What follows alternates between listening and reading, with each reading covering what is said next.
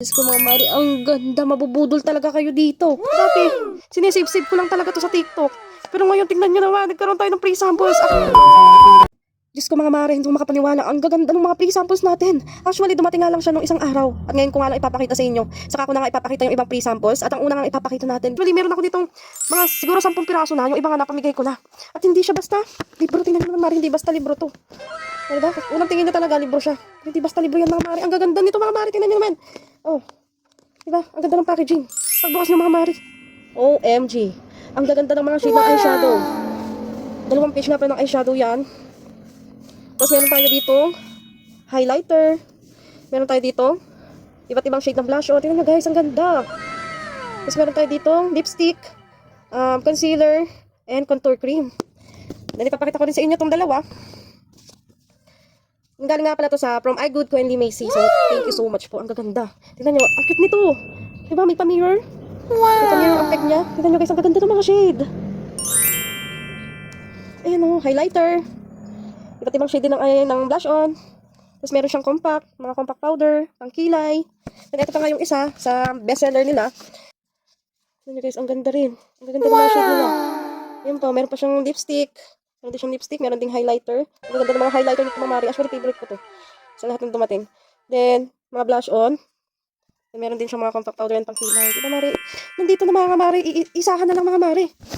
Oh. At ang unang ginagamit ko nga dito mga mari is ito. Napaka-cute size. Napaka-cute na, napakaliit lang. Oh, actually, lahat naman maliit lang. Oh, parang pocketbook lang. At ang pinakagusto ko nga dito is yung size niya, maliit, kasyang-kasya sa bag ko na pinaglalagyan. And binabaon ko, pwede nga natin baunin to sa mga gala natin, sa mga sa work. Tignan nyo guys, oh, diba? Ang liit niya lang. Ang ganda ng packaging. Kaysa bumili-bili pa kayo ng maraming makeup, yung parang mga ganito ng mga makeup na iba't ibang palette, diba? Ito guys, isahan na, nandito na, kaysa bumili pa ng iba't ibang palette. Punong-puno na yung mga pouch nyo dyan. Aminin nyo, punong-puno ng makeup yung mga pouch nyo dyan. Ito mga mari, isahan na lang, hindi nyo na kailangan ng pouch, ilalagay nyo na lang dun sa bag nyo, diba? Automatic. So, ayun guys. Kung followers ko nga kayo o hindi pa followers, mag-follow na kayo dyan. Kasi mamimili ako ng pwedeng natin bigyan ng mga makeup books natin. Ayan. Screenshot nyo lang sa baba kung nakapollow kayo dyan. Maging active na lang kayo sa ating mga vlogs. Sa mga lagi nag-share dyan. Lagi ng mga ating mga top star senders, top commenters, top sharers, mga top fans and subscribers natin. Is pipili ako dyan. Lalo na kung active kayo dyan, mapapansin ko kayo. Pwede ko kayong bigyan nito. Actually, marami na rin ako nabigyan nito. Kasi deserve nila. Deserve nila ng makeup, lalo sa mga mahihilig mag-makeup. Tsaka sa mga jowa nyo, asawa nyo, or pangregalo sa mga nanay nyo, mahilig din mag-ayos. Pwede nyo itong iregalo mga mare. So, ayun na nga. Samahan nyo nga akong mag-get ready with me dahil paalis na nga ako ngayon. So, kailangan natin mag-ayos. At ang gagamitin ko nga ngayon ay itong The Heart of Collection from I Good ko. Ayan. So, inuna ko nga ang ating kilay. Tsaka ang ating eyeliner. Tapos nilagyan ko na nga rin yung concealer para malinis ang ating kilay. Ayan. Diba? So, gamit tayo ng aking mga makeup brushes. Para mas maayos ang ating paglalagay. Hindi sabog-sabog. So, tip ko lang. So, medyo maputi-puti dyan or mga light ang suot na damit. Pwede kayong gumamit ng mga ganyan. Yung mga light pink, mga peach colors. Tapos sa mga morena, bagay nga sa mga morena yung mga medyo mapula. Medyo may pagka-brown ng konti. Tapos sa mga nanay natin, may hilig sa mga maroon-maroon and brown shade. Yan. Ayan guys. Kaya sa mga medyo mapula. Ayan. So, ako ngayon, gagamitin ko ngayon is yung mga peach na colors lang. Ito. So, try natin. Ayan guys. Sa pag-makeup nga pala guys, trust the process lang. Hindi naman yung agad-agad ma-appreciate yan. Hanggat, hindi naman masyado kita kasi sobrang liwanag dito sa kwarto ko. Pero ang ganda ng mga mari. Tapos ang maganda pa dito mga mari, napaka-pigmented na. Ayan, nilalagyan ko lang dyan sa medyo dulo ng colors. Alam nyo ba guys, dati, hindi naman talaga ako pala makeup. Sa true lang. Natuto lang ako mag-makeup. Nitong nag-college na ako kasi simula nag-aral ako ng business administration, tsaka hotel and restaurant management. Diyan ako natuto mag-makeup kasi may subject talaga kami natuturuan kayo mag-makeup para maging presentable kayo sa tao. Lalo na kung ang course nyo is mga ganong tipo, yung may mga course na hotel and restaurant management, tourism, mga business, diba? Or mga nursing, student, may mga subject silang mga ganon. Tuturuan talaga kayo. And then, actually, simple lang talaga ako mag-makeup. Nagbobongga-bongga makeup lang ako pag may mga okasyon, mga event-event. Yung high school guys, talagang ano ako eh. Talagang may pagka-boyish ako. Makeup. Uso pa nga rin yung mga lip gloss. Tapos polvo-polvo lang, di ba guys? Tapos yung pabango mo, Youngs. Sino ka dun? Tapos guys, pagkatapos nyan, gagamit tayo ng blush. Ang maganda pa nga dito guys, napaka-pigmented niya. Yung mga blush natin, napaka-pigmented niya mga mare. Ano nyo guys, oh, diba? Ang pula. Ang pula agad. Tapos, pag nag-apply nga pala kayo nito mga mare, maghapon na yan mga mare, sabi ko sa inyo. 24 hours. Dahil Subok na subok ko nitong makeup, mga makeup book na to. Napaka-pigmented niya. Tapos kahit pagpawisan ka, hindi yan mabubura mga mare. Napaka-blooming mo pa rin tingnan. Ano? Ano ba guys? Ang cute. Diba ang ganda? Oh. Medyo light-light lang natin. Dahil mamadali na rin tayo. Diba guys? Ang ganda. Pwede nyo regalo guys sa mga jowa nyo, sa mga nanay nyo, o sino mang pwede nyo regaluhan ng mga mahihilig sa makeup.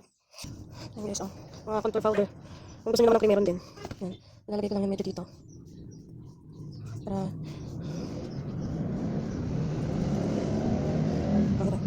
sa mga nagtatanong ako, ano ginagamit kong powder foundation? Ito yung ginagamit ko from Ever Vilena, yung kanilang mini. Then, Kiko Milano, ito nga pala yung box. Saka ko na lang ibablog. Isa nga ito sa pre-sample sa akin. So, ang ganda nito mga mari. Plakadong-plakado kang buong maghapon. Kahit no hulas, no retouch. Ang plakado ka. Then, ang ginagamit ko sa ating pilik mata. Ayan. Is ka napapagkamalan ako mga mari na naka-eyelash extension. Mahaba lang talaga pilik mata ko. Tapos nilalagyan ko lang talaga nito.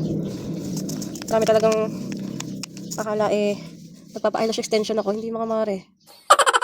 Ito mahaba lang lahi talaga namin ng mga mahaba ang pilik mata. At isa nga yun sa best asset ko yung mata. Sa ganda ng pilik mata ko. Paano pagka tumitingin ako. Ayan guys, ganda. From, mascara nga pala to from Ashley Shine. Ayan. Oops, labis. Ayan.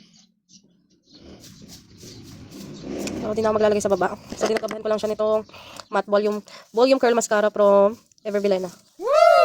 Para hanggang maghapon siya. Ang lakas makakabog yun mga mari. Diba? Buhay na naman ang ating mata. Sino ka dyan?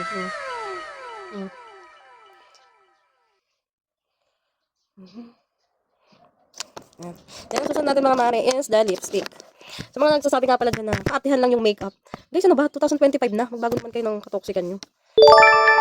Lalo na yung mga lalaking jowa dyan na mahilig mag-inarte sa kanila mga girlfriend na kaatihan lang to yung mga makeup. Ano ba guys? Imbis na i-boost nyo yung confidence na girlfriend or asawa nyo kung mahagard, regaluhan nyo. Imbis na i-breakdown nyo, purihin nyo. Dahil marunong sila mag-ayos ng sarili nila. Imbis na katoksikan yung ano sa kanila. Imbis na i-boost mo yung confidence nila.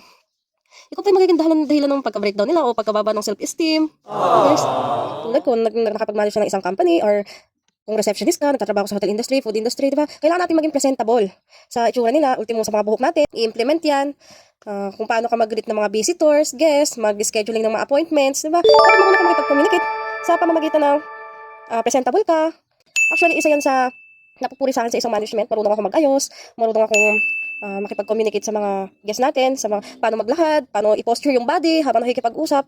Yung tamang posture lang, kung mapapansin mo yung isang tao na ang ganda-ganda niyang tumayo, ang ganda-ganda niyang maglakad, ang ganda-ganda niyang mag-ayos ng sarili niya. Di ba mapapansin niyo yun? Mapapansin niyo yun dahil experience na yung mga yan. Nagtrabaho na yan sa nag-aral yan sa ganito, ganyan. So ayun guys, ang ginamit nga pala nating shade ng lipstick is Aray. Medyo pinkish na Aray. Ayan, medyo light-light lang ang ating atake. Di ba guys, ang ganda. Ang dami pa siyang shade ng lipstick. Actually, lahat ng makeup look may iba't ibang shade ng lipstick.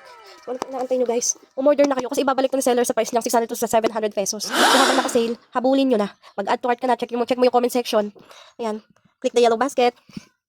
So, yun lang guys. So, kailangan ko na mag-ayos. So, see you guys. See you guys sa another vlog ko. Another budol na naman tayo. So, yun guys. Bye-bye. Salamat.